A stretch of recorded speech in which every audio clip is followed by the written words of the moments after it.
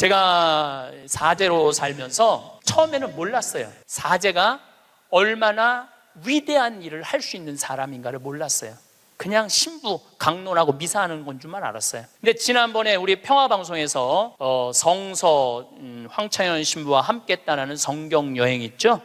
예, 그거를 하면서 12번을 강의를 해서 총 24시간이지만 한 번 강의할 때마다 내가 한 사람씩 고쳐준다고 그랬어요. 병원에서. 왜냐하면 예수님 성서를 묵상하면 전부 병 고치는 거야. 여기 오신 분들도 아마 아픈 것 때문에 고통스러운 분들 많을 거예요. 그리고 이게 빨리 치유되기를 간절하게 바라는 분들 많을 거야. 근데 문제는 나는 말씀의 은사는 받았는데 치유의 은사를 못 받았어요. 난 진짜 치유의 은사가 없는 것 같아. 남들은 안수기도 하면 막 우리 오홍진 신부님 한참 젊었을 때 성령 충만했을 때 이쪽 쓰러진다면 이쪽 100명 쓰러지고 저쪽 100명 쓰러지고 그러는데 나는 25년 동안 안수기도를 그렇게 했는데도 쓰러진 사람이 한 명도 없어요. 정말로. 그리고 그게 치유 은사 있는 신부들이 있어요. 확실히 그걸 내가 느껴요. 분명히 있는 분들이 있어요. 근데 내가 이렇게 신부님 제발 그래도 안수 좀 해주세요 그래갖고 내가 탁 손을 얹으면은 내가 느껴. 내 손에서 아무것도 안 나오는 게 느껴져. 이 아무것도 안 나오는 누르고 있는 나도 한심하고 더 한심한 건 아무것도 안 나오는데 치유하겠다고 머리 디미는 교우들이 더 불쌍한 거예요. 더 불쌍해. 미안하기도 하고 안타깝기도 하고. 그런데 12명을 수술을 해주겠다고 빈센트 병원하고 연락을 했는데 정말로 놀라운 거는 돈이 8천만 원이 들어가요. 12명 수술해 주는데 병원에서 반 부담하고 내가 반 부담하는 거니까 8천만 원이 들어가는데 그 돈이 마지막에 얼마까지 들어왔느냐면 8,150만 원까지 들어왔어. 그래갖고 내가 150만 원도 스님한테 보냈어. 신부님 8천만 원이라는데 150만 원은 왜 보냈습니까? 들어왔으니까. 돈이 들어왔으니까. 이거 가지고 과일 사서 보내고 수술한 사람들 영양제 사서 보내라고 병원에서 그 150만 원 갖고 12명한테. 그래서 몽고 사람, 아프리카 사람, 베트남 사람, 또 우리나라 있는 분들 정말 기가 막힌 분들 수술 다 해줬어요. 너무너무 좋더라고요. 아주 쑥스러우네. 내가 박수 받으려고 그러는 게 아닌데. 내가 한 게 아니에요. 내가 한 게 아니고 교우들이 보내준 거예요. 내가 한 게 아니고. 제가 뭘 깨달았느냐 하면은 내가 하지 않아도 내가 통로가 된다는 걸 깨달아서. 통로가. 그런데 더 놀라운, 이건 박수 받을 게 아니라 더 놀라운 거는 그 성경 여행에 그걸 보면서 할머니들이 돈을 보내준 거야. 할머니들이 돈을 보냈는데 그 할머니 아마 돌아가셨을 수도 있어. 전라도 광주에 있는 할머니인데 평창에 피정을 오셨어. 신부님, 저 온몸에 암이 다 퍼졌습니다. 아마 2달, 지난 6월 달에 와서 할머니가 나한테 한 얘기예요. 2달, 3달밖에 못 살 것 같습니다. 그런데 제가 나는 죽어도 신부님이 죽어가는 사람 수술해 주는 거 방송을 통해서 봤습니다. 제가 신부님 평생 모은 돈 2천만 원을 8월 며칠이면 그걸 탄대. 그걸 보내드릴 테니까 저는 죽지만은 신부님 2사람 살려달라고 돈을 보냈어. 2천만 원을 8월. 나는 이제 뭐 미국에 있었으니까 한국에 들어와 보니까 돈이 들어와 있었더라고 할머니가. 그리고 그걸 보고 또 돈이 많이 들어왔어. 하여튼 많이 또 들어왔어. 그래갖고 수님한테 또 연락을 해갖고 수술해 주라고 그랬더니 또 8명을 또 수술을 해줬어요. 그래서 이제 다음 주 목요일 날 평화방송하고 수요일 날인가 보다. 다음 주 수요일 날 평화방송하고 전달식 돈 4천만 원이면은 8명을 수술해 줄 수 있는 거. 4천만 원이면은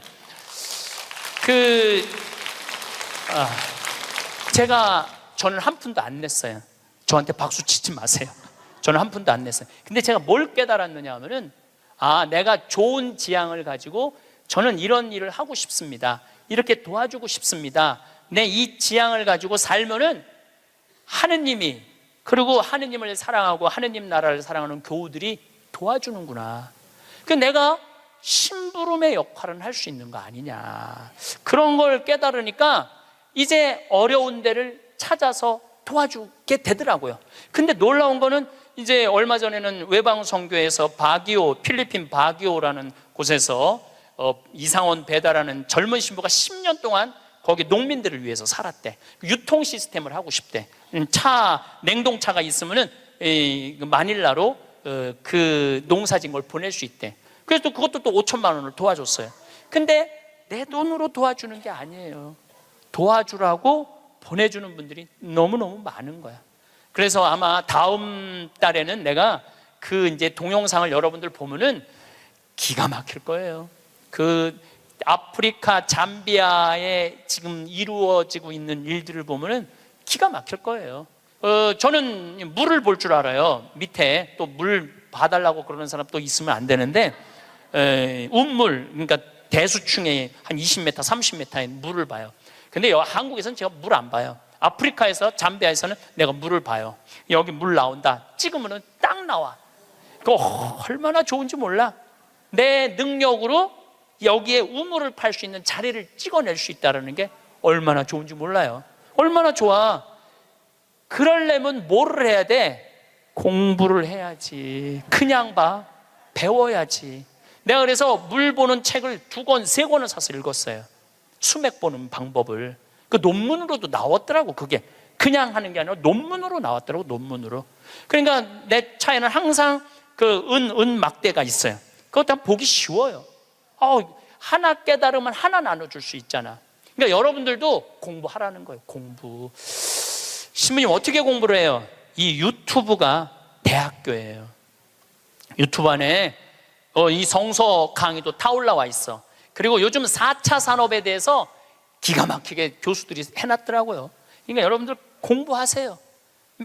맨날 드라마나 그냥 맨날 네 아들이냐 내 아들이냐 뭐 이런 거 그런 거 시청하지 마시고 좋은 유튜브 공부 많이 하세요. 그리고 이렇게 피정 다니는 것도 최고의 공부야. 자, 깨달음을 얻었다면 그 다음에 하는 일은 나눔이야. 나눔.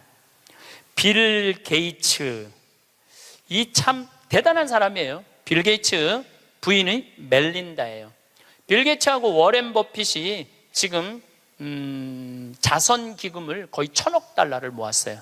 그런데 빌 게이츠는 돈을 벌고 멜린다라는 부인은 자선 사업을 해요. 아프리카에 말라리아, 에이즈, 내가 거기 가보니까 그 재단에서 약을 보내주더라고요. 그래갖고 그 멜린다 여사가 지금 살린 사람만 70만 명을 살렸대요. 70만 명을 살렸대. 여러분들 멋있지 않아요? 그 정도 부분은 돼야죠. 그리고 빌 게이츠 하는 일이 너무너무 멋있으니까 워렌 버핏은 그 자기 재산을 빌 게이츠 재단에 다 내놨어요. 네가 정말 잘 쓴다. 그러니까 멜린다라는 부인이 너무너무, 근데 이 멜린다라는 부인은 그냥 돈을 주는 게 아니야. 아프리카에 직접 가요. 1993년에 아프리카를 전부 다 한번 돌아봐요. 그리고 그 사람들 아픔을 직접 보면서 어떻게 도와줘야 되는지를 아는 거야. 그러면서 너무너무 행복해요. 저는 아프리카 잠비아를 간 지 이제 5년이 되는데 정말 잠비아에 갔다 올 때마다 심장이 벌렁벌렁 거려요. 우리 대한민국이 할 수 있는 일은 너무나 많아요. 처음에는 의사가 3명인데 5년 만에 몇 명으로 늘어났냐면 12명으로 늘어났어요. 안과 의사, 치과 의사. 이 피부과 의사까지 오면 더 좋을 것 같아요. 왜냐하면 거긴 피부가 엉망이거든요. 피부과 의사까지만 가면은 완벽한, 올해도 1,000명을 진료해주고 왔어. 올해도 1,000명을 진료해주고 왔어. 그 사람들 이 백내장 안 보, 처음에는 수술하러 오라니까 한 명도 안 왔어. 왜 안 하냐? 눈알을 빼는 줄 알고 수술하면은. 근데 이 백내장을 걷어주니까 막 춤을 추는 거예요. 그러면서 의사 선생님들이 10일이라는 시간을 내면서 가면서 사는 보람이 있다는 거예요. 깨달음이 있으면은 나눔이 있고, 나눔이 있으면은 기쁨이 있고, 기쁨이 있으면 감동이 있는 거예요. 그런데 문제는 그곳에 함께 한 분들의 이야기는 그런 얘기를 해요. 신부님, 내가 잠비아에 와서 내 인생의 가장 찬란한 시간을 보내고 있다고. 우리 인간은요, 나만을 위해서 살면 아름답지도 않고 위대하지도 않아요. 어려운 이웃을 돕고. 그런데 이 잠비아를 떠나는 사람들은 대단한 능력을 가지고 있는 사람들도 떠나지만은 평범한 아줌마들도 함께 떠나요. 작년에, 올해 20명이 자원봉사자들을 모았는데 110명이 지원을 했어, 한국에서. 그 중에 90명이 떨어졌어. 90명이 떨어지면서 한다는 소리가 내 돈 내고 내가 가서 봉사하겠다는데도 떨어져야 되느냐고 그런 얘기를 하더라고요. 신부님 말씀대로 성주순례도 가고 맛있는 것도 사 먹고 다 했는데 돈 다 썼는데 그때도 안 죽고 주머니에 돈 한 푼 없으면 어떻게 해요? 그때는 여러분들 어떻게 하면 되느냐면 집에 가만히 앉아 있으면 돼요. 그때는. 근데 문제는 뭐가 문제냐면은 나중에 쓰려고 지금 가만히 있는 분들이 많아요. 나중에 쓰려고. 근데 내가 이렇게 얼굴을 보니까 돈 쓸 수 있는 마지막 얼굴들이야. 나중에 어디서 나중에. 지금 안 쓰면은 나중에는 더 못 써요. 지금 안 쓰면 나중에 더 못 써요. 그러니까 지금 쓰세요. 성주순례도 가고, 한국도 지난 목요일 날 우리 직원들 데리고 민둥산에를 갔었어요. 정선에. 너무너무 잘 해놨어. 내가 뭐 전 세계를 다니면서 대한민국처럼 등산 잘할 수 있도록 꾸며놓은 나라도 없어요. 대한민국처럼 등산할 수 있도록 꾸며놓은 나라도 없어요. 또 그거 끝나고 난 다음에 정선에 레일 바이크라는 걸 우리 직원들 40명하고 탔어요. 이야, 신나더라고요. 우리나라도 다닐 때가 너무너무 많아요. 그리고 여러분들이, 제가 한 10년 전에 할머니들이 용돈이 5만 원 나올 때가 있었어요. 내가 그때 할머니들한테 뭐라고 그러냐면 5만 원 다 닦아 써라.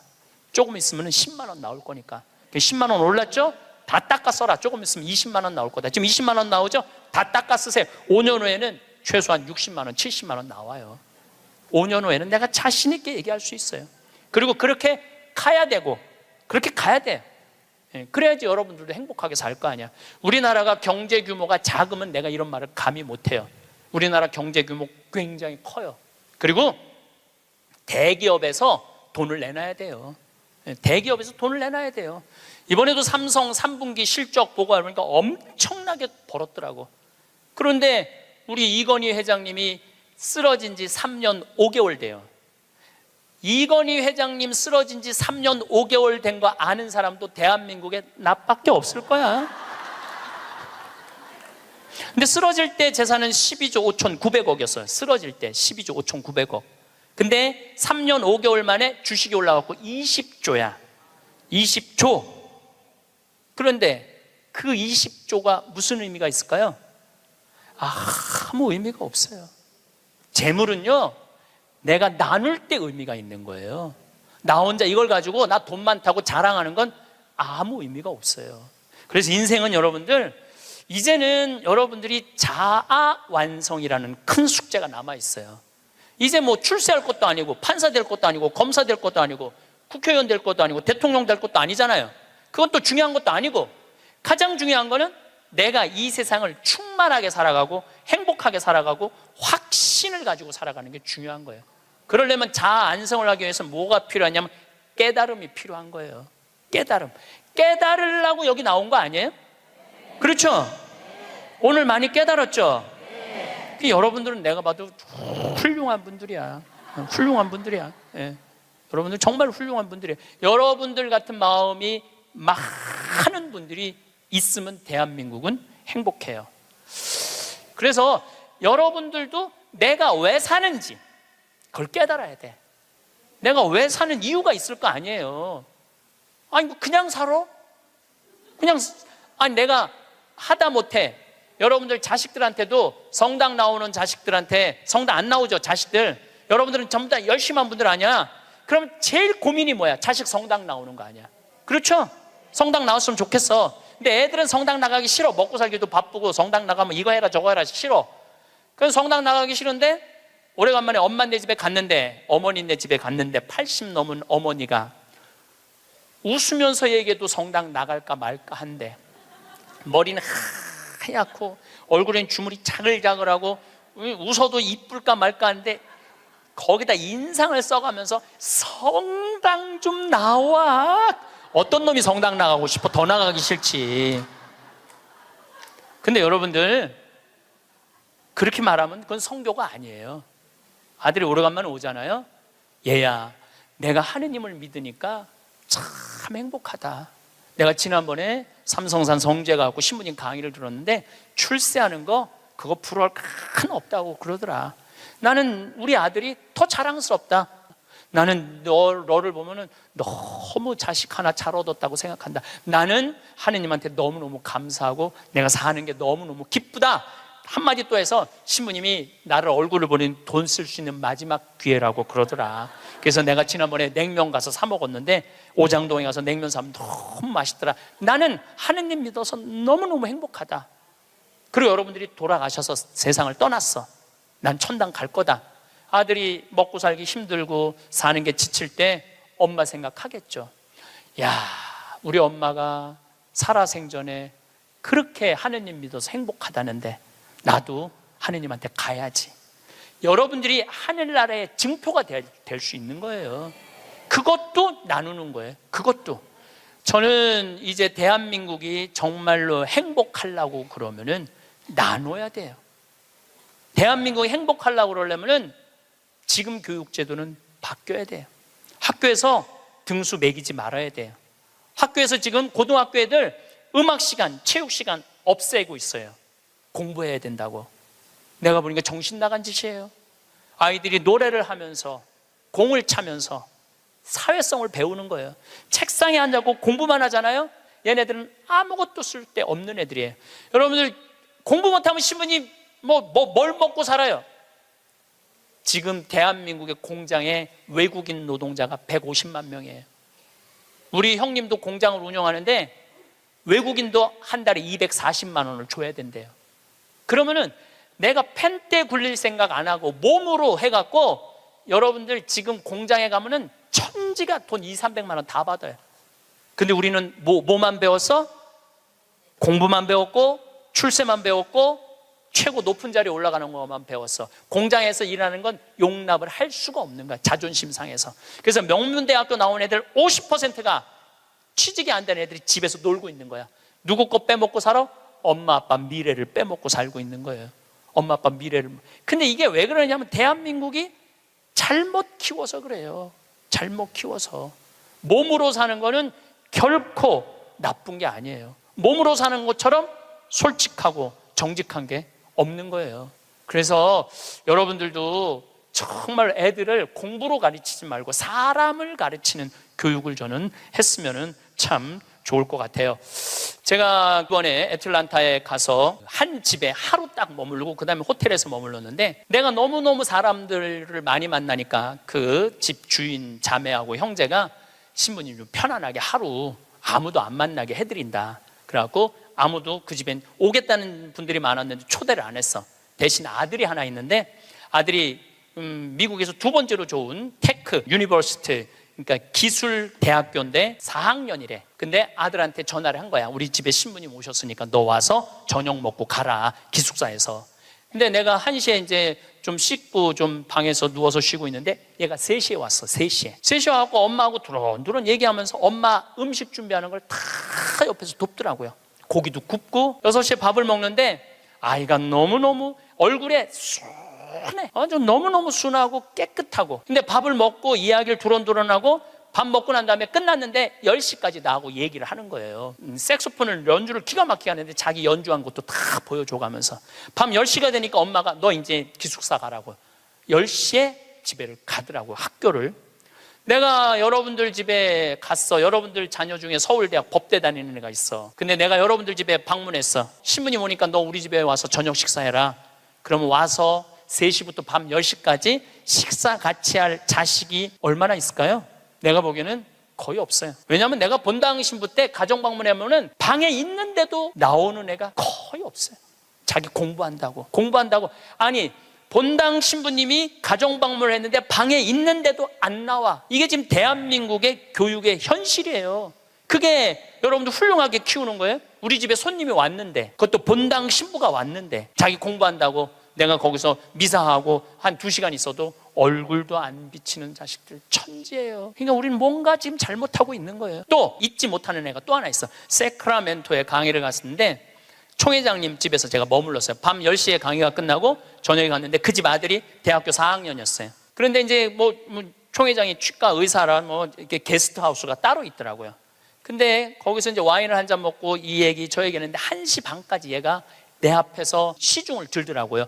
또 내가 물어봤어요. 야, 너 내일 학교 가야 된다며 왜 방에 안 들어가냐?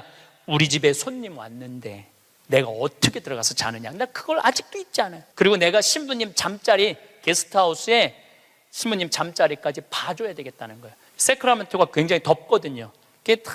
내 이불까지 봐주고 에어컨 온도까지 다 하고 나 침대에 눕는 거 보고 가더라고요. 근데 내가 왜 이 얘기를 하느냐면은 얘가 이제 대학원, 그러니까 의대는 보통 4학년 학부 끝나고 의대를 가거든요. 치대를 갔어. 라스베가스에 있는 치대를 갔는데 아버지가 서울 치대 나와갖고 굉장히 돈을 많이 버는 분이에요. 근데 치대를 가서 얘는 군의관으로 지원을 했어. 군의관으로 지원하면 의대가 1년에 학비가 1억이래요. 그 학비를 국가에서 다 대줘. 그 용돈도 다 내줘. 야, 너 아버지 돈 많은데 아버지한테 돈 달라고 그러지 왜 네가 군의관까지 지원을 하느냐? 근데 또 그 아이가 또 잊지 못하는 말을 했어요.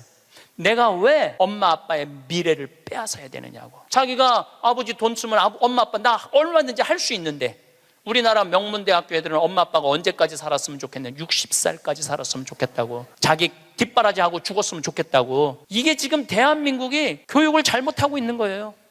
크게. 난 내 강의 때 핸드폰 올려도 한 번도 신경질을 부린 적이 없어. 한 번도.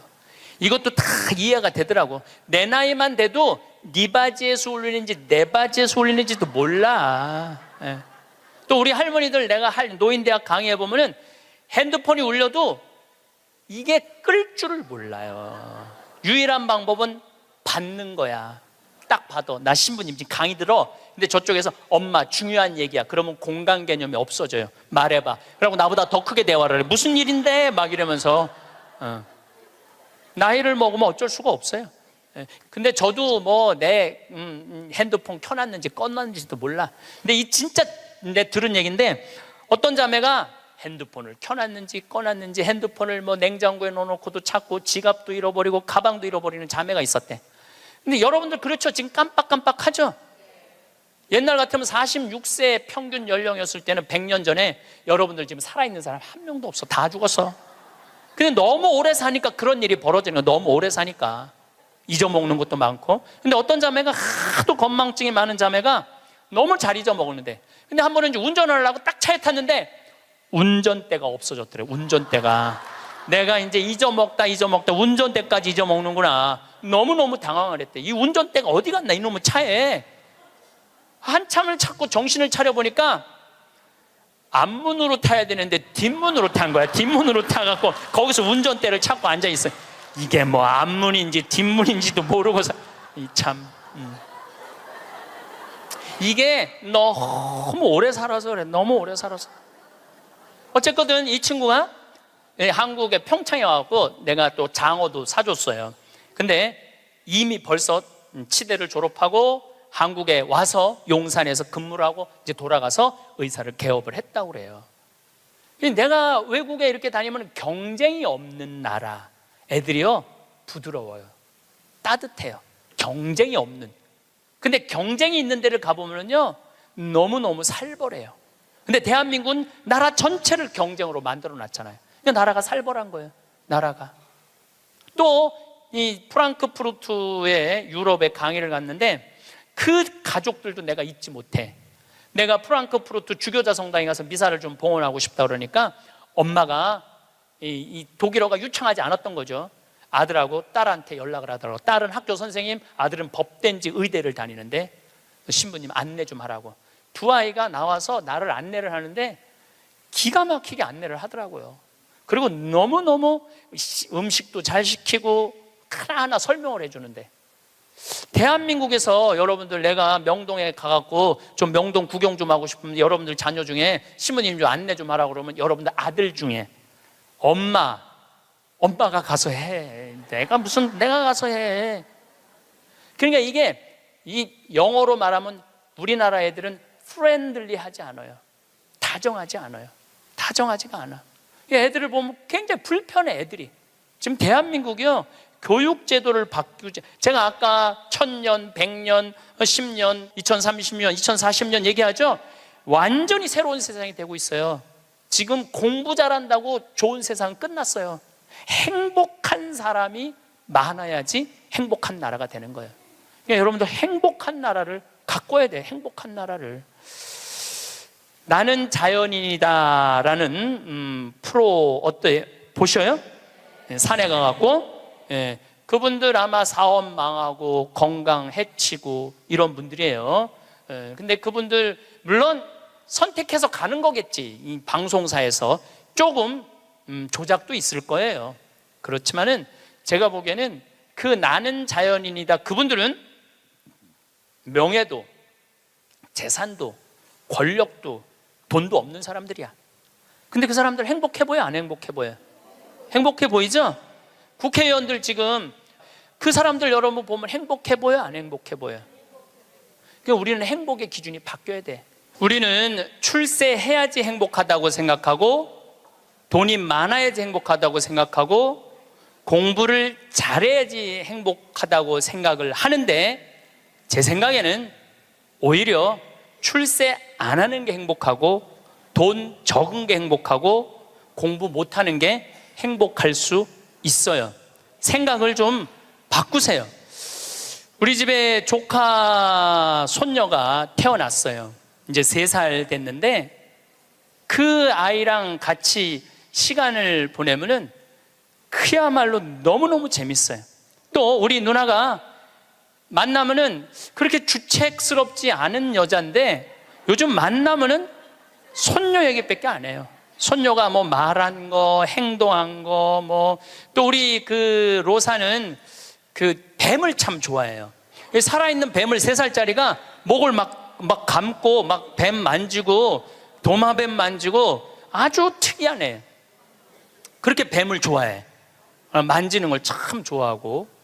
그래서 이제 그 아이가 하는 행동을, 3살짜리인데 무슨 주사를 맞으러 가는데 의사 선생님한테 그랬대.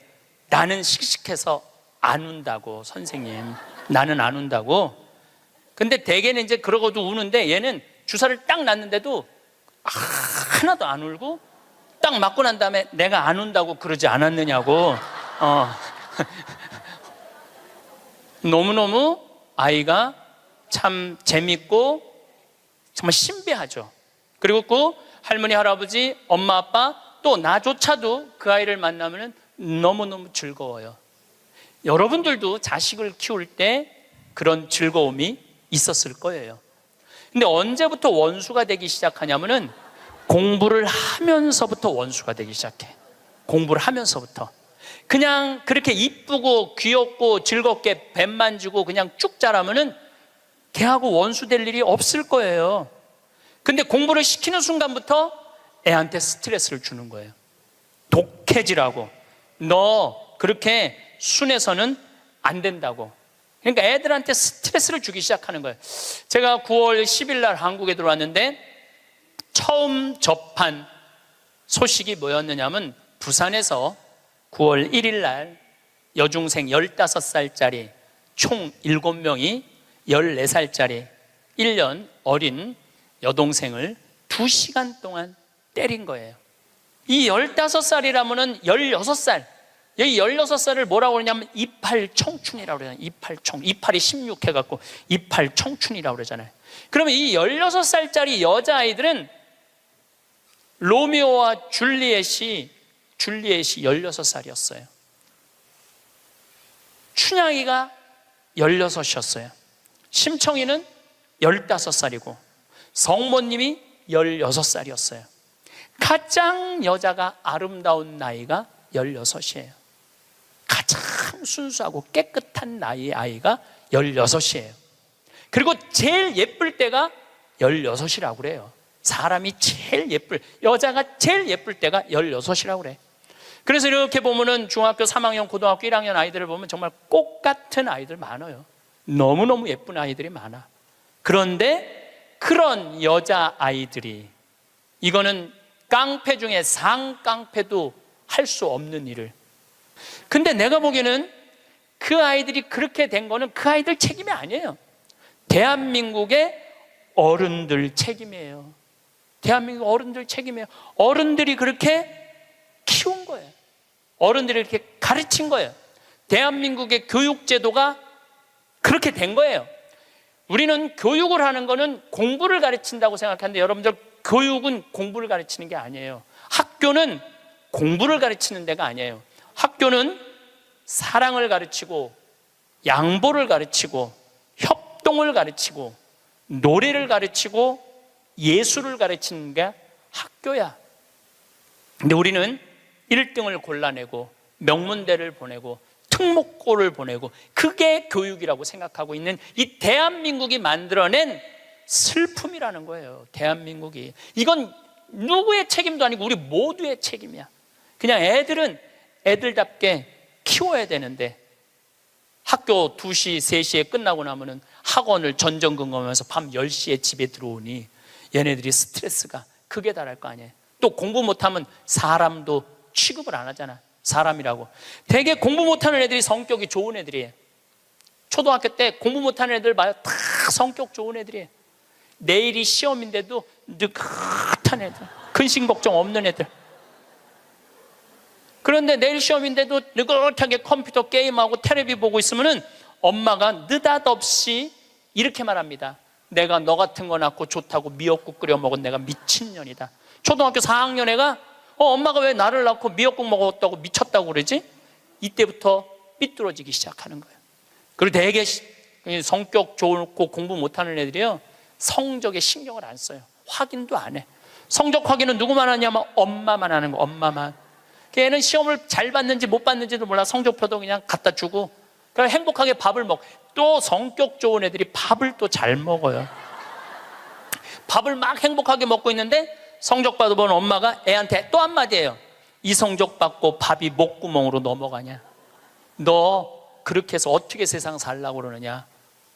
너 독하게 마음 먹고 살아야 된다. 그래서 애들이 점점 독해지는 거예요. 독해져 갖고 그렇게 1년 후배 여학생을 그렇게 두들겨 패는 거예요. 이거는 애들의 문제가 아니에요. 대한민국의 어른들의 문제예요. 부탄의 교육부 장관이 그 주간에 한국을 방문해서 부탄 국민 행복지수 1위 나라예요. 그런데 이 교육부 장관이 정말로 대한민국 사람들한테 기가 막힌 얘기를 하고 갔어요. 부탄은 학교를 1등을 골라내는 곳이 아니라고 생각한다. 우리 교육은 아이들이 학교 와서 행복하고 즐겁게 놀고 사랑하고 양보하고 배려하고 질서를 가르치는 걸 우리는 교육의 목표로 생각한다. 근데 우리는 하버드 대학을 보내야 되고 서울 대학을 보내야 되잖아요. 내가 그 얘기를 하니까 우리 후배 신부들하고 한 달에 한 번 모임이 있는데 후배 신부 하나가 그러더라고요. 신부님, 그 말 들어보니까 그래요. 어떤 아이가 엄마가 하버드대 그래갖고 애가 하버드대를 딱 합격하고 난 다음에 엄마한테 엄마 원하는 하버드대 갔어. 나 찾지 마. 그리고 사라졌대요. 아직까지 안 나타났대요. 아이가. 그러니까 하버드 대학은 누가 가고 싶었던 거야? 엄마가 가고 싶었던 거예요. 애가 가고 싶은 건 아니에요. 우리가 지금 뭔가 교육을 잘못하는 거죠. 여러분들 정말로 공부 못하면 불행할까요? 내 조카들은 그렇게 저지방 대학을 저지하겠다고 저지방 우유를 그렇게 먹었는데 다 저지방 대학교 나왔어요. 근데 우리 조카 애들은 다 행복해요. 우리 조카 애들이 제발 삼촌 방송에 우리 얘기 좀 하지 마 그랬는데도 내가 안 할 수가 없는 게 애들이 너무너무 행복해요. 우리 조카들은 내가 수원에 어머니 아버지 모시고 식사한다 그러면은요, 일주일 전에 얘기하면 100% 다 나와요. 그러니까 공부를 못하는 건 죄가 아니야. 그런데 가족 모임에 안 나오는 건 죄야. 그건 죄야. 가족 모임에 안 나오는 건 죄예요. 공부를 못하는 건 죄가 아니에요. 그럼 우리 애들이 다 저지방 대학에 졸업을 했는데 우리 애들이 지금 불행하게 사느냐? 우리 조카 애들은 6명이 다 친해요. 왜냐하면 우리 조카 애 중에 한 명만 서울대학을 나왔으면 그렇게 친하지 않을 거야. 똑같이 다 저지방 대학을 나와서 애들이 너무너무 친해. 그리고 우리 조카 애들은 직장 생활하는 애들이 한 명도 없어요. 왜냐하면 직장 생활에 이력서를 낼 만큼 스펙이 안 돼. 그래서 직장 생활하는 애들이 한 명도 없어. 그런데 돈도 잘 벌어요. 우리 누나 아들은 2가지 일을 하는데 나한테 자세하게는 얘기는 안 해도 내가 보니까 대충 1년에 1억 이상은 버는 것 같아요. 다른 애들도 다 결혼도 잘하고 결혼 생활도 잘하고 행복하게 살아요. 얘네들은 어렸을 때 공부 딱 보고 내가 그랬어요. 우리 형제들한테 공부를 못하는 건 죄가 아니다. 죄인 취급하지 말아라. 그래서 얘네들은 학원을 다니는 애들이 거의 없어. 그리고 공부 못한다고 욕먹은 애들이 없어. 그러니까 얘네들은 지방대학을 다녀도 전혀 부끄러워하지 않아요. 욕을 먹었어야지 부끄러워할까요? 욕을 먹었어야지. 욕을 안 먹으니까. 근데 이번에 우리 형 누나가 제일 위고 큰형이 있는데 큰형 아들이 대학을 졸업했어요. 물론 직장생활 못했죠. 근데 누나 아들이 그 형 아들한테, 사촌이죠, 프란치스코와 클레멘스한테 내가 이걸 해보니까 이게 블루오션이다. 너 이거 한번 해봐라. 그리고 그 형이 보름 동안 다 시장 조사를 해주는 거야. 입지 조건까지도 다 조사를 해주고 나한테 보고를 했죠. 제가 한 5년 전부터 우리 형제들한테 우리 조카들이 이제 졸업하기 시작하는데 내가 보니까 얘네들은 직장 생활 못하고 다 장사할 것 같다. 근데 성격이 좋으니까 내가 보니까 장사해도 승산이 있을 것 같다. 그래갖고 개를 모았어. 한 달에 400만 원씩. 그러니까 5년을 모았으니까 2억 5천을 모은 거죠. 우리 조카들은 내가 그랬어. 니네들 은행 들락날락 하면서 자괴감 느끼지 말아라. 니네 외삼촌 형제들이 다 돈을 모았으니까 가게 할 때 다 오픈, 다 돈 대줄 거다. 다 대줬어요. 또 얘네들 갚어. 그럼 그동안 또 대주는 거죠. 그래 얘 뭐 얼마 7,800만 원 들어간대. 다음 날 딱 내가 통장은 내가 갖고 있어요. 다른 사람이 갖고 있으면 무슨 일이 나잖아. 내가 갖고 있는 거예요. 통장 이름이 사랑의 황씨 통장이야. 사랑의 황씨 통장. 7,800만 원 딱 보냈어요. 졸업하자마자 2월 20 며칠 날 오픈을 했는데 한 달 딱 지나고 났는데 보고가 들어왔는데 한 달 동안 다 제하고 번 돈이 650만 원이래. 그랬더니 또 할머니들이 그 종목이 뭐냐고 이렇게 물어보는 분들이 있어요. 자, 거기에 내가 한마디 할게요. 행복한 애가 가게를 하면은 돈을 벌어요. 불행한 애가 가게를 하면은요 망하게 돼 있어요. 종목이 문제가 아니에요. 행복한 사람이 행복하게 사는 거예요. 얘네들은 그냥 쭉 행복하게 사는 거야. 스트레스 안 받고 바보 병신 소리 안 듣고 그냥 성당 열심히 나가고 너 착하고 할머니 할아버지 공경하고 그러면 돼. 우린 욕심 없어 너한테. 쭉 행복한 애들이 행복하게 사는 거예요. 얘네들 판검사 안 돼도 난 하나도 부끄럽지도 않고 난 내 조카들이 너무너무 자랑스러워요. 열심히 살고 얼마나 좋아요. 꼭 공부를 잘해야지 행복한 거는 아니다. 그냥 성실하고 착하고 마음이 따뜻하면요 다 살아가요. 우리 생태마을에 우리 직원들이 40명이 있어요. 왔다 가는 사람이 한 100명도 넘을 거예요. 근데 제가 내린 결론은 행복하게 자란 애가 직장 생활도 잘한다야. 과거에 뭐 술을 먹거나 컴퓨터 게임에 걸렸거나 우울증에 걸렸거나 조울증에 걸렸거나 대인 기피증에 걸린 애들은 아무리 내 강의를 듣고 싶으면 우리 애 좀 맡아주세요. 내가 많이 맡았어요. 정말로 수십 명도 더 데리고 있었어. 근데 그런 이력이 있는 애들은 결국은 직장 생활을 못 하더라고요. 그런 이력이 있는 애들은 결국은 안 돼. 그러니까 결국은 애를 만들어내는 건 주위 사람이 아니야. 부모가 아이를 얼마나 아끼고 사랑하느냐, 이게 중요한 거예요. 공부가 중요한 게 아니고 출세가 중요한 게 아니고 이 세상에 와서 행복한 게 중요한 거예요. 행복한 게. 우리는 살아오면서 수많은 사람들로부터 성공이 무엇인지에 대한 이야기를 들어왔습니다. 좋은 학교를 나와야 하고 좋은 직장에 들어가야 하며 많은 돈을 벌어야 한다는 말들이 마치 당연한 진리처럼 여겨져 왔습니다. 하지만 정말 그런 것들이 우리 삶의 행복을 보장해 주는 것일까요? 길을 걸으며 마주치는 사람들의 표정을 자세히 살펴보면 흥미로운 점을 발견할 수 있습니다. 비싼 차를 타고 멋진 옷을 입은 사람의 얼굴에 깊은 피로가 드리워져 있는 반면 소박한 차림새의 사람이 환한 미소를 짓고 있는 모습을 종종 보게 됩니다. 이는 우연의 일치일까요? 아니면 우리가 놓치고 있는 중요한 진실이 있는 것일까요? 사회가 만들어 놓은 성공의 기준은 마치 높은 산과 같습니다. 그 정상에 오르기 위해 우리는 숨가쁘게 달려왔지만 정작 중요한 것은 그 산을 오르는 과정에서 놓쳐버린 작은 꽃들과 맑은 공기 그리고 함께 걸어가는 사람들과의 소중한 만남이었을지도 모릅니다. 진정한 행복은 어쩌면 그 높은 산 정상이 아니라 우리가 매일 걸어가는 평범한 길 위에 있는 것은 아닐까요? 행복은 소유하는 것에서 오는 것이 아니라 존재하는 것 자체에서 오는 감정입니다. 우리가 지금 이 순간 숨을 쉬고 있다는 것, 햇살을 느낄 수 있다는 것, 누군가를 사랑하고 사랑받을 수 있다는 것, 이런 당연해 보이는 일상의 순간들이야말로 진정한 행복의 원천인지도 모릅니다. 많은 사람들이 행복을 미래의 어떤 시점에서 얻을 수 있는 것으로 생각합니다. 돈을 더 많이 벌면, 집을 더 크게 바꾸면, 아이들이 더 성공하면 그때 행복해질 수 있을 것이라고 믿습니다. 하지만 이런 생각은 우리를 끝없는 욕망의 사슬에 묶어두게 됩니다. 하나를 이루면 또 다른 목표가 생기고 그것을 이루면 또 다른 것을 원하게 되는 것입니다. 진정한 행복은 현재 이 순간에 있습니다. 지금 가지고 있는 것들에 감사하고 현재의 상황에서 찾을 수 있는 기쁨들을 발견하는 것입니다. 작은 아침 식사라도 정성스럽게 준비하고 맛있게 먹을 수 있다면 그것만으로도 충분히 행복한 하루의 시작입니다. 창밖으로 보이는 파란 하늘이나 바람에 흔들리는 나무잎들을 바라보며 자연의 아름다움을 느낄 수 있다면 그 순간이 바로 행복한 순간입니다. 성실하고 착한 마음을 가진 사람들은 특별한 재능이나 큰 부를 가지지 않아도 삶에서 깊은 만족을 느끼며 살아갑니다. 이들의 하루는 화려하지 않을 수 있지만 그 안에는 진실한 기쁨이 담겨 있습니다.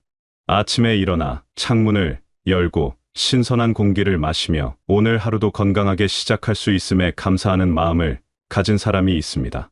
이런 사람은 큰 돈을 벌지 않아도 마음이 풍요롭습니다.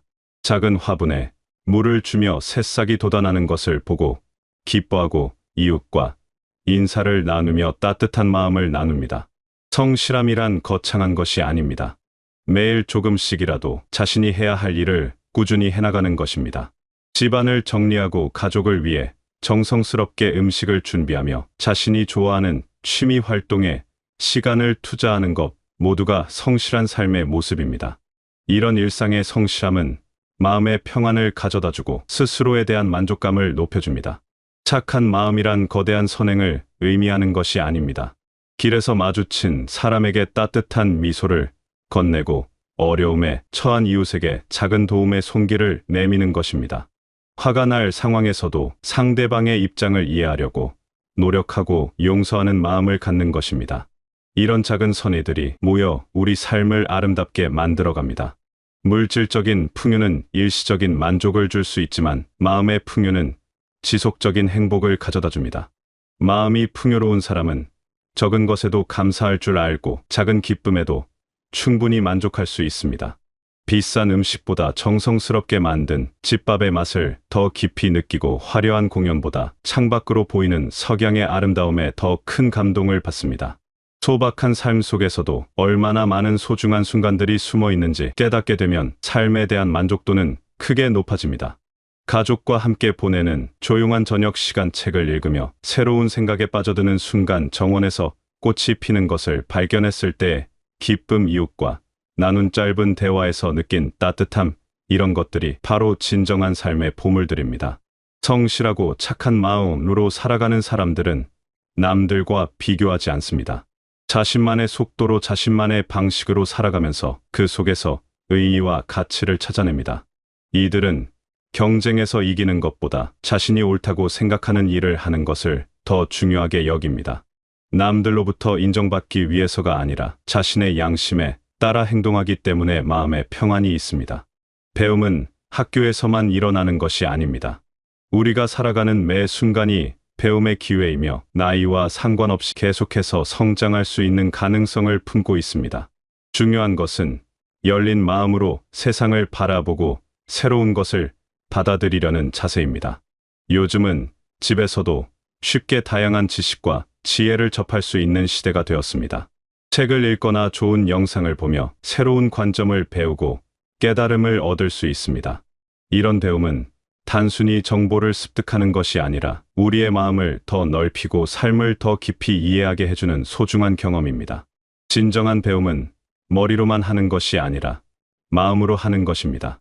책에서 읽은 좋은 말씀이나 영상에서 본 지혜로운 가르침이 우리 마음 깊숙이 스며들어 실제 삶에서 실천될 때 비로소 진정한 배움이 됩니다. 예를 들어 감사하는 마음에 대해 배웠다면 실제로 매일 감사할 일들을 찾아보고 그 마음을 표현해보는 것입니다. 깨어있다는 것은 단순히 잠들지 않는다는 의미가 아닙니다. 자신의 마음, 상태를 알아차리고 주변에서 일어나는 일들의 의미를 이해하려고 노력하는 것입니다.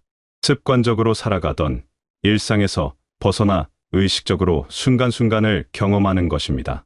밥을 먹을 때는 음식의 맛을 충분히 느끼고 길을 걸을 때는 발걸음 하나하나를 의식하며 사람과 대화할 때는 상대방의 말에 진심으로 귀 기울이는 것입니다. 이런 깨어있는 삶은 우리에게 새로운 활력을 불어넣어 줍니다. 똑같은 일상이라도 더 풍성하고 의미 있게 느껴지며 작은 변화와 성장을 지속적으로 경험할 수 있게 됩니다. 나이가 들어갈수록 이런 내적 성장의 기쁨은 더욱 소중해집니다. 배움의 과정에서 가장 중요한 것은 완벽함을 추구하는 것이 아니라 꾸준함을 유지하는 것입니다. 하루에 조금씩이라도 새로운 것을 접하고 생각해보는 시간을 갖는 것이 중요합니다. 그것이 책 한 페이지일 수도 있고 짧은 영상 하나일 수도 있습니다. 중요한 것은 그 작은 배움이 우리 삶에 어떤 변화를 가져오는지 관찰하고 실천해보는 것입니다.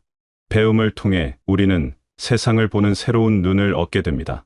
이전에는 당연하게 여겼던 일들에서 새로운 의미를 발견하고 어려움에 직면했을 때도 다른 관점에서 해결책을 찾을 수 있게 됩니다. 이런 통찰력은 나이가 들수록 더욱 깊어지고 풍부해집니다. 젊을 때는 빠르게 많은 것을 배울 수 있지만 인생 경험이 쌓인 후에 배움은 더 깊이 있고 실용적입니다. 혼자만 알고 있는 지혜는 마치 닫힌 창고에 보관된 보물과 같습니다. 아무리 귀한 것이라도 사용되지 않으면 그 가치를 발휘할 수 없습니다. 우리가 삶을 통해 배우고 깨달은 것들을 다른 사람들과 나눌 때 그 지혜는 비로소 살아있는 힘을 갖게 됩니다. 나눔이라고 해서 거창한 것만을 의미하는 것은 아닙니다. 가족과 함께 저녁 식사를 하며 오늘 하루 있었던 의미 있는 일들을 이야기하는 것도 소중한 나눔입니다. 친구와 차 한 잔을 마시며 최근에 읽은 좋은 책의 내용을 함께 이야기하거나 산책을 하며 자연에서 느낀 감동을 나누는 것도 아름다운 나눔의 모습입니다. 때로는 우연히 만난 사람과의 짧은 대화에서도 서로에게 도움이 되는 지혜를 나눌 수 있습니다. 버스 정류장에서 기다리며 나눈 인생 경험담이 상대방에게는 큰 위로가 될 수 있고 마트에서 만난 이웃과 나눈 건강관리 방법이 서로에게 도움이 될 수 있습니다. 나누는 삶을 살 때 우리는 외로움에서 벗어날 수 있습니다. 혼자만의 세계에 갇혀 있으면 생각은 점점 좁아지고 마음은 메말라갑니다. 하지만 다른 사람들과 소통하고 나누며 살아갈 때 우리의 마음은 더욱 풍요로워지고 삶의 의미도 더욱 깊어집니다. 또한 나누는 과정에서 우리는 생각지도 못한 새로운 것들을 배우게 됩니다. 상대방의 경험담을 듣고 다른 관점을 접하면서 우리의 생각도 더욱 넓어지고 깊어집니다. 이렇게 주고받는 소통 속에서 서로가 성장하고 발전하는 아름다운 선순환이 만들어집니다. 작은 나눔들이 모여 큰 변화를 만들어내기도 합니다. 한 사람의 따뜻한 말 한마디가 상대방의 하루를 밝게 만들고 그 사람이 또 다른 사람에게 그 따뜻함을 전달하는 식으로 좋은 영향이 퍼져나갑니다. 이런 식으로 우리 각자의 작은 나눔이 세상을 조금씩 더 따뜻하고 아름다운 곳으로 만들어가는 것입니다. 나눔은 물질적인 것만을 의미하지 않습니다. 시간을 나누고 관심을 나누며 사랑을 나누는 것이 더 중요합니다. 누군가가 힘들어할 때 곁에서 들어주는 것, 기쁜 일이 있을 때 함께 기뻐해주는 것, 작은 도움이 필요할 때 기꺼이 손을 내미는 것, 이런 것들이야말로 진정한 나눔의 모습입니다. 나누는 삶을 살다 보면 받는 것보다 주는 것에서 더 큰 기쁨을 느끼게 됩니다. 이는 인간의 본성에 깊이 뿌리내린 진실입니다. 다른 사람을 도와줄 때 자신도 모르게 마음이 따뜻해지고 보람을 느끼게 되는 것입니다. 이런 경험이 쌓일수록 삶에 대한 만족도는 높아지고 자신의 존재 가치도 더욱 확실해집니다. 진정한 자유란 무엇일까요? 많은 사람들이 자유를 하고 싶은 것을 마음대로 할 수 있는 상태라고 생각합니다. 하지만 진정한 자유는 외부의 압박이나 사회의 기대에 휘둘리지 않고 자신만의 가치관과 기준으로 삶을 살아가는 것입니다. 우리는 살아오면서 수많은 고정관념들을 마음속에 쌓아왔습니다.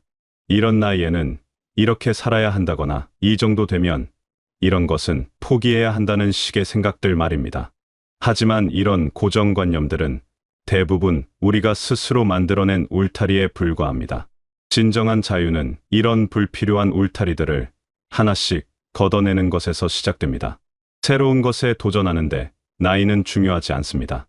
새로운 취미를 시작하거나 그동안 해보고 싶었던 일을 실행에 옮기는데 늦은 때란 없습니다. 중요한 것은 도전하고자 하는 마음과 열정입니다. 물론 젊을 때처럼 빠르게 배우지는 못할 수도 있지만 그 대신 풍부한 경험과 깊은 이해력을 바탕으로 더욱 의미 있는 학습을 할 수 있습니다. 사회적 압박에서 자유로워지는 것도 중요합니다. 남들의 시선을 의식하며 살아가면 진정한 자신의 모습을 잃어버리기 쉽습니다. 물론 예의와 배려는 지켜야 하지만 자신의 행복을 포기하면서까지 남들의 기대에 부응할 필요는 없습니다. 자신이 진정으로 원하는 것이 무엇인지 깊이 생각해보고 그것을 실현하기 위해 용기를 내는 것이 자유로운 삶의 시작입니다. 깨어있는 삶이란 매 순간을 의식적으로 살아가는 것입니다. 습관에 의존해 기계적으로 살아가는 것이 아니라 지금 이 순간에 집중하며 의미를 찾아가는 것입니다. 아침에 일어나서 오늘 하루를 어떻게 보낼 것인지 의식적으로 계획하고 하루를 마무리하며 오늘 무엇을 배우고 느꼈는지 돌아보는 것입니다. 이런 깨어있는 삶을 살면 똑같은 일상이라도 훨씬 풍성하고 의미 있게 느껴집니다. 매일 마시던 차 한 잔의 맛을 새롭게 발견하고 늘 지나다니던 길에서 계절의 변화를 민감하게 느끼며 가족과 친구들과의 대화에서 새로운 의미를 찾게 됩니다. 이런 작은 발견들이 모여 삶을 더욱 아름답고 값진 것으로 만들어갑니다. 자유로운 삶은 또한 용서와 화해의 삶이기도 합니다. 과거의 실수나 상처에 얽매여 살아가는 것은 진정한 자유가 아닙니다. 자신을 용서하고 남을 용서하며 과거의 무거운 짐들을 하나씩 내려놓을 때 비로소 가벼운 마음으로 앞으로 나아갈 수 있습니다. 이는 쉬운 일이 아니지만 자유로운 삶을 위해서는 반드시 거쳐야 할 과정입니다. 깨어있는 삶을 산다는 것은 또한 감사하는 마음을 갖는다는 것을 의미합니다. 당연하게 여겨왔던 일상의 소중함을 새롭게 발견하고 작은 것에도 감사할 수 있는 마음을 기르는 것입니다. 건강하게 하루를 시작할 수 있음에 감사하고 사랑하는 사람들과 함께 할 수 있음에 감사하며 자연의 아름다움을 감상할 수 있음에 감사하는 것입니다. 이런 자유롭고 깨어있는 삶을 살 때 우리는 진정한 평안을 얻을 수 있습니다. 남들과 비교하지 않고 자신만의 속도로 자신만의 길을 걸어가면서 그 과정 자체에서 기쁨을 찾는 것입니다. 목적지에 도달하는 것보다 여행하는 과정을 즐기는 것이 더 중요하다는 깨달음을 얻게 됩니다. 지금까지 살아오시면서 많은 경험을 쌓으셨고 그 속에서 얻은 지혜들이 있으실 것입니다. 그 모든 경험과 지혜가 여러분만의 소중한 자산입니다. 이제는 그 자산을 바탕으로 더욱 자유롭고 행복한 삶을 만들어 가실 차례입니다. 사회의 기준이 아닌 자신만의 기준으로 진정한 성공과 행복을 정의하고 그것을 향해 한 걸음씩 나아가시기 바랍니다. 매일매일이 새로운 배움과 성장의 기회가 되고 주변 사람들과 함께 나누는 기쁨이 넘치는 삶이 되시길 바라겠습니다. 남은 날들이 지금까지 살아온 어떤 시간보다도 더 의미 있고 풍요로운 시간이 되시길 바라겠습니다.